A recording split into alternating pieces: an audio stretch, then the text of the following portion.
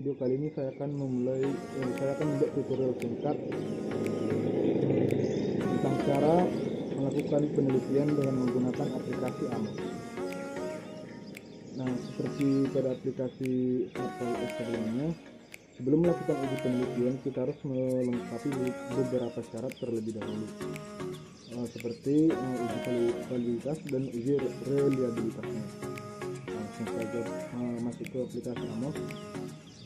Sebelumnya kita ubah dulu worksheetnya menjadi landscape agar terlihat lebih lebar.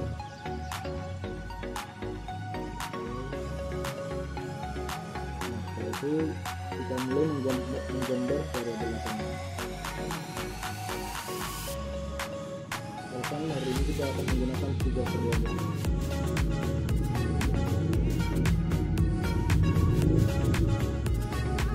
Kita beri masing-masing 3 indikator juga.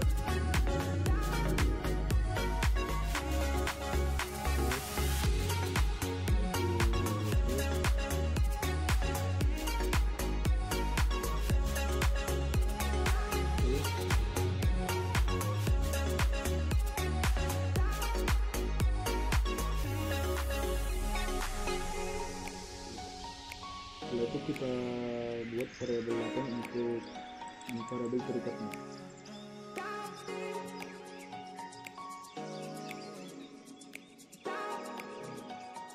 Setelah itu kita hubungkan variabel bebasnya ke variabel latennya, ke variabel terikatnya.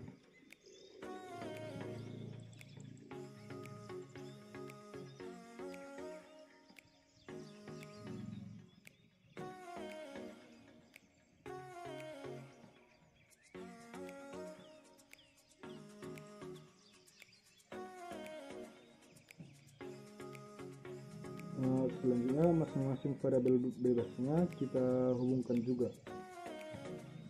Inilah salah satu perbedaan Amos dengan Smartfile S ataupun SPSS.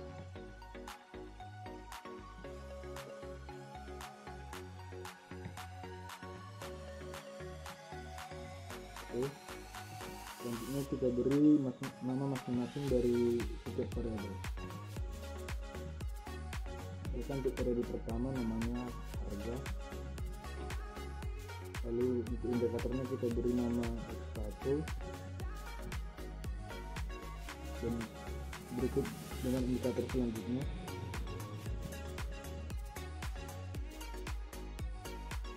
Lalu untuk variabel kedua misalkan namanya model produk, lalu indikatornya kita beri nama juga misalkan X4 dan seterusnya.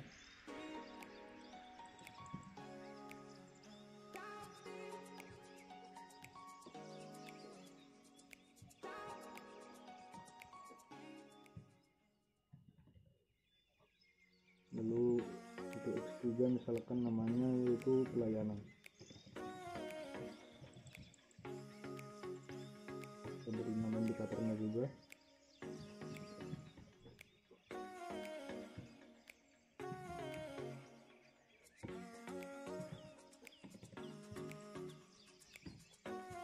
Untuk variabel terikat yang pertama misalkan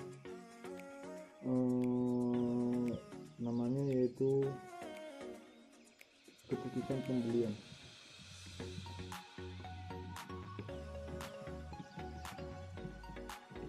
Lalu untuk variabelnya kita beri nama Y1. Lalu untuk variabel terikat yang kedua kita beri nama Y2 dan labelnya lengkap penjualan. Oke, selanjutnya kita isi residual error masing-masing indikator. Untuk yang variabel bebas kita bisa memberi label E,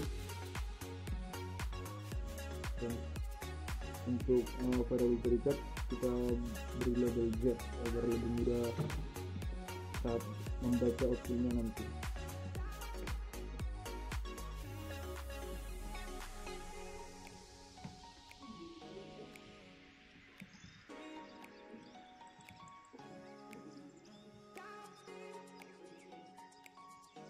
kita beri label juga.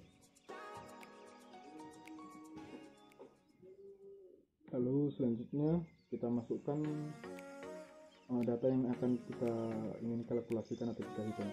Caranya itu klik file, lalu data file, lalu kita cari file yang sudah kita simpan.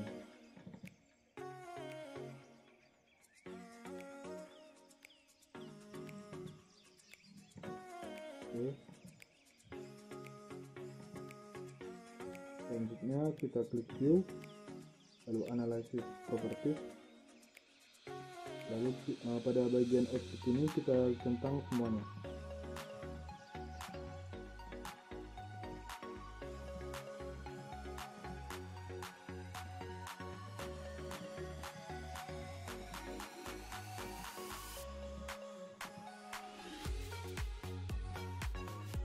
Oke.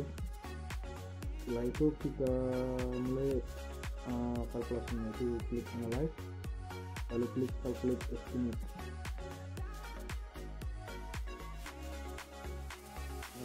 Untuk aplikasi Amos, sebelum melakukan kalkulasi biasanya disuruh untuk menyimpan file terlebih dahulu. Misalkan filenya hasil uji Amos.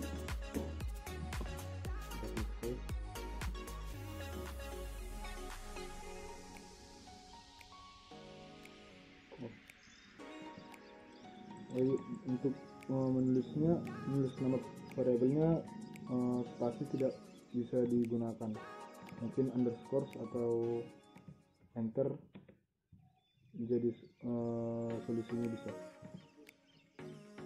Kita ulangi lagi.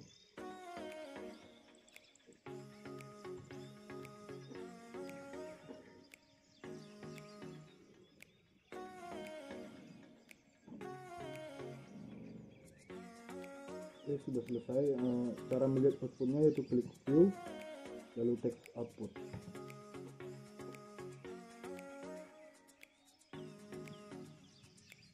Pada tabel output ini kita bisa melihat apakah data yang kita miliki ini memenuhi syarat-syarat uji validitas dan uji reliabilitasnya.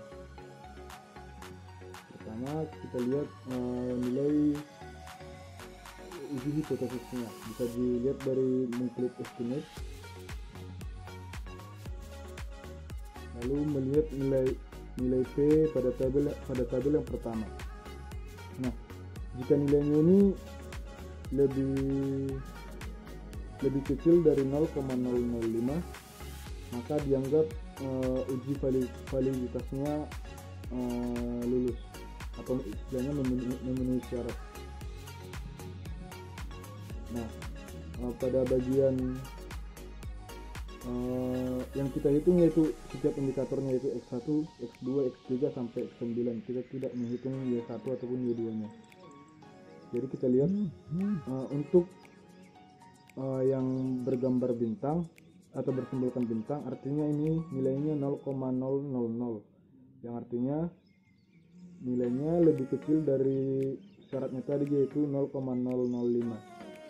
Maka dari situ dapat kita ambil kesimpulan bahwa untuk setiap indikatornya nilainya memenuhi syarat. Nah, selanjutnya kita ingin mengetahui nilai dari faktor loadingnya. Syarat dari faktor loading untuk uji Amos yaitu harus lebih besar dari 0,5. Nah, nilainya ini bisa dilihat dari tabel kedua pada bagian estimate. Sama seperti sebelumnya yang kita lihat yaitu X1, 2 sampai X9. Bagian Y tidak perlu kita lihat. Di sini kita lihat bagiannya semuanya memenuhi syarat yaitu lebih besar dari 0,5, kecuali pada X6 yaitu nilainya 0,487, tapi ini tidak masalah karena jika kita berlakukan pembulatan seperti syaratnya yaitu 0,5, maka model produk ini nilainya yaitu 0,5 akibat dari pembulatan tadi. Jadi kita anggap semua indikatornya juga memenuhi syarat untuk faktor loading. Dengan demikian uji validitas data yang kita miliki berarti telah memenuhi syarat dari uji validitas. Selanjutnya yaitu untuk uji reliabilitas. Nah, kelemahan dari aplikasi AMOS ini adalah untuk uji reliabilitasnya, yaitu construct reliability dan variance extract. Kita tidak dapat mengetahuinya, jadi caranya yaitu kita menggunakan bantuan dari Excel. Di sini saya sudah menyiapkan Excel dengan masing-masing nilai faktor loadingnya, jadi kita tinggal mengerjakannya saja. Untuk indikator yang pertama kita pangkatkan seperti rumus yang sudah ada.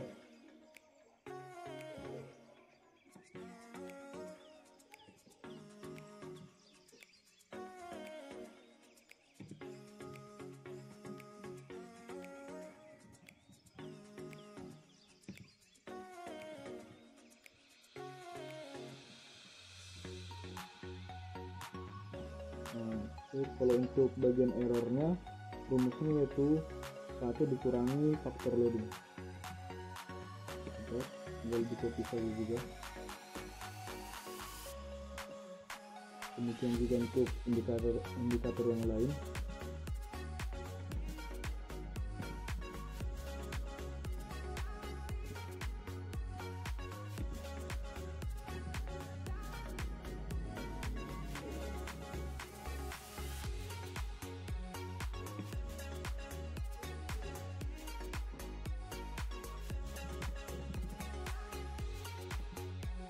Errornya yaitu 1 dikurangi faktor loading. Tinggal di copy juga. Oke.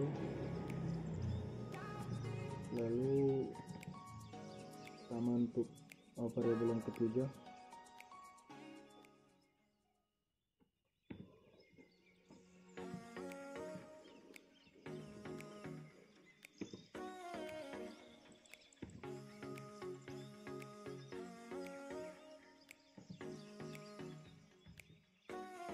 Saya sudah selesai menyelesaikan tabelnya, jadi kita tinggal memasukkan rumusnya saja.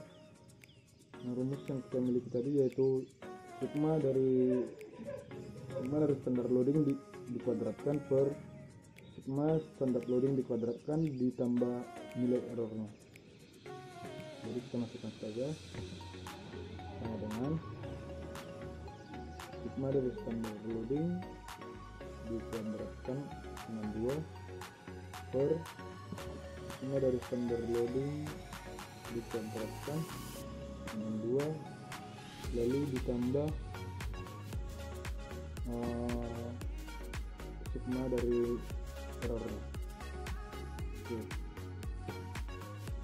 Nilai yang saya dapatkan yaitu 1,41.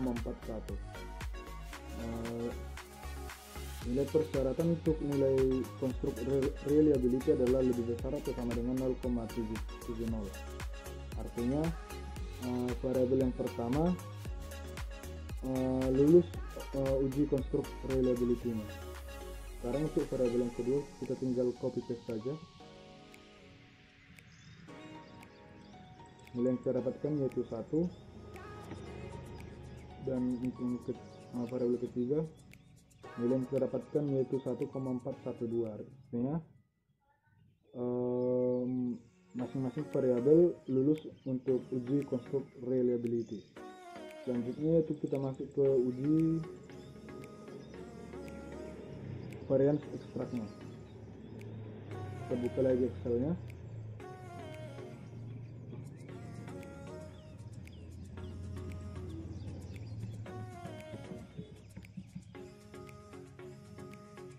Nah, untuk variance extract-nya rumusnya yaitu sigma dari standar loading yang sudah dikuadratkan per sigma dari standar loading kuadrat ditambah E. Kita buka lagi Excel kita. Kita hitung yaitu sigma dari standar loading kuadrat per sigma standar loading kuadrat ditambah nilai sum of error-nya. Nah, hasilnya sama yaitu 1,41.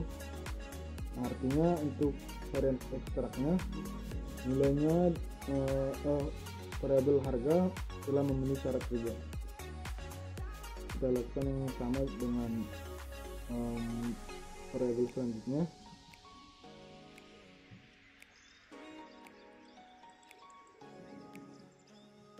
Nilainya juga 1. Lalu selanjutnya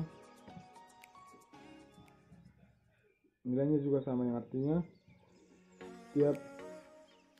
setiap dari variabel yang kita miliki lolos untuk uji validitas maupun uji reliabilitas. Artinya data yang kita miliki semuanya valid dan setiap variabel yang kita miliki benar-benar nyata di lapangan.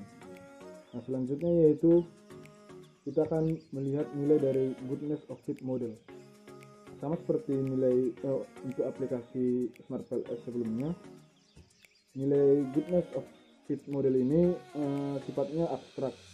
Istilahnya tidak ada angka yang bisa menerangkan goodness of fit ini, tetapi untuk mencarinya juga diperlukan untuk mengetahui apakah model penelitian yang kita miliki ini sudah baik atau belum. Nah, ada beberapa syaratnya, yaitu nilai chi-square dengan nilai kritis kecil dianggap baik, nilai RMSEA nya dan yang lain-lainnya. Kita lihat saja kepada tabel outputnya. Untuk mengetahui masing-masing nilai tersebut, kita tinggal mengklik model fit. Lalu setelah itu kita lihat masing-masing nilai yang ingin kita ketahui. Misalkan nilai yang pertama, nilai chi-square nya yaitu nilainya harus lebih kecil dari nilai tabel chi-square nya. Di sini kita lihat bahwa nilai tabel chi-square nya yaitu 63,641, sedangkan pada tabel chi-square nya jika dengan DF39 nilainya yaitu 54,27 kalau tidak salah, yang artinya nilainya lebih besar. Hal ini mengakibatkan bahwa model fit kita kurang baik untuk pada bagian chi-square nya. Selanjutnya yaitu untuk nilai RMSEA nya.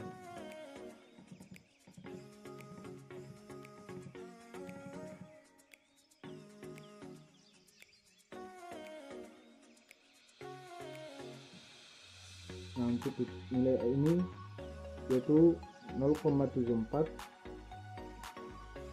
Di sini 0,08 adalah nilai minimalnya. Artinya untuk nilai RMSEA model fit kita sudah bisa dikatakan fit atau memenuhi syarat. Selanjutnya yaitu untuk nilai GFI. Nilai GFI kita yaitu 0,785. 0,785 ya, berarti nilai GFI kita itu harus lebih kecil dari 0,90. Artinya model yang kita miliki untuk kategori GFI merupakan baik karena lebih kecil dari 0,9. Selanjutnya itu nilai AGFI. Untuk nilainya yaitu pada model kita yang kita miliki nilainya 0,636. Di sini dibuat untuk nilai AGFI nilainya harus lebih besar dari 0,9.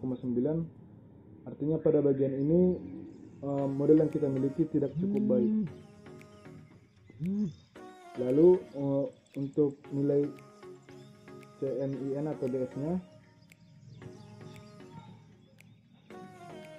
nilainya yaitu 1,632. Di sini minimal lebih kecil dari 2, artinya nilai CNIN atau DS yang kita miliki dikatakan baik atau memenuhi syarat. Selanjutnya yaitu nilai TLI nya. Nilai TLI yang kita miliki yaitu 0,864, sedangkan syaratnya yaitu harus lebih besar atau sama dengan 0,95. Artinya nilai yang kita miliki tidak memenuhi syarat, atau pada bagian ini model yang kita miliki tidak cukup baik. Selanjutnya itu untuk CFI nya itu nilai yang kita miliki 0,904, sedangkan yang sebagai syarat minimalnya itu harus lebih besar dari 0,95. Artinya model yang kita miliki tidak cukup baik pada bagian ini. Secara kesimpulan, kalau tidak salah ada 3 bagian yang sudah memenuhi syarat atau bisa dikatakan baik, tetapi secara keseluruhan masih banyak yang harus diperbaiki dari model yang kita miliki ini. Hal-hal yang bisa diperbaiki jika teman-teman memiliki hal yang sama, yaitu bisa dari data yang diterima, atau mungkin indikator atau pertanyaan pada kuesioner, atau mengganti responden yang kita berikan kuesionernya. Nah, demikianlah penjelasan dari saya. Semoga teman-teman dapat terbantu. Terima kasih.